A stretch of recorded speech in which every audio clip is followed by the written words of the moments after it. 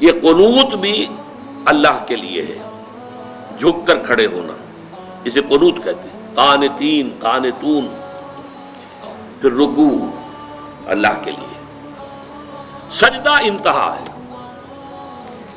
اس لیے کہ اس میں تو انسان جو ہے اپنے جسم میں جو اعلیٰ ترین حصہ ہے یہ پیشانی، یہ جب زمین پر ٹیک دیتا ہے اپنے پروردگار کے حضور میں تو گویا کہ اپنی انانیت کی نفی مطلق ہو گئی۔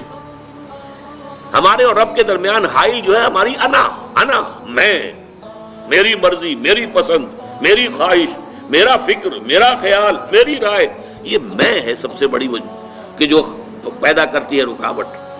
اس میں کو آپ جو ہے اللہ کے حضور میں، حدیث میں آتا ہے جب سجدہ کرو تو یوں محسوس کرو جیسے کہ تم نے اپنی پیشانی اپنے رب کے قدموں میں رکھ دی ہے۔ یہ کیفیت سجدہ جو ہے یہ اس کا عروج ہے۔ اس لیے حضور نے فرمایا اقرب ما یکون العبد الی اللہ فی السجود، بندہ قریب ترین جو ہوتا ہے اپنے رب سے وہ سجدے کی حالت میں ہوتا ہے۔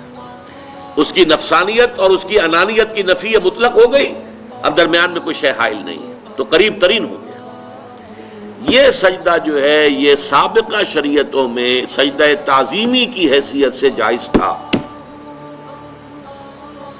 حضرت یوسف علیہ السلام کو ان کے والدین نے اور 11 بھائیوں نے سجدہ کیا، قرآن مجید سے ثابت ہے، اور سجدہ تعظیمی کہلاتا تھا یہ۔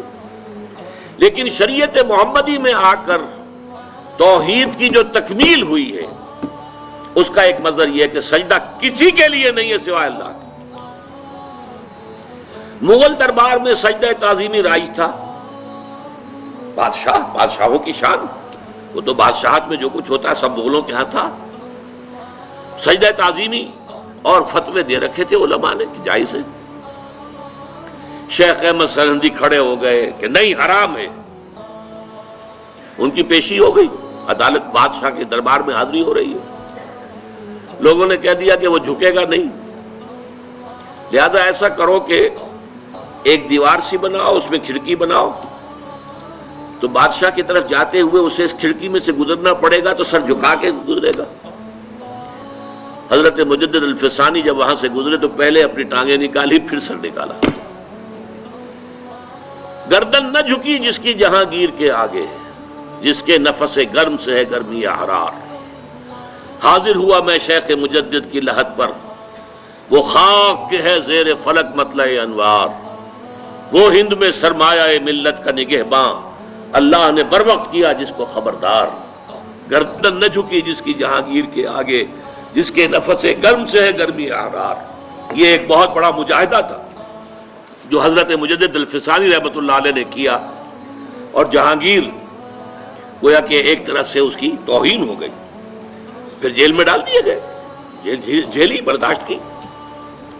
سجدہ اللہ کے سوا کسی کو نہیں ہے، بلکہ رکوع بھی نہیں ہے، اور اب تو یہ کہ جھکنے سے بھی ہمیں روک دیا گیا ہے۔ اگرچہ ایک تھوڑا سا تو ہوتا ہے، کوئی آپ کے بزرگ آئے ہیں تو ان سے ملتے ہوئے خود بخود انوالنٹریلی، آپ کا ارادہ نہیں ہوتا تب بھی کچھ تھوڑا سا انسان جھکتا ہے، بس اس کو معاف کیا جا سکتا ہے۔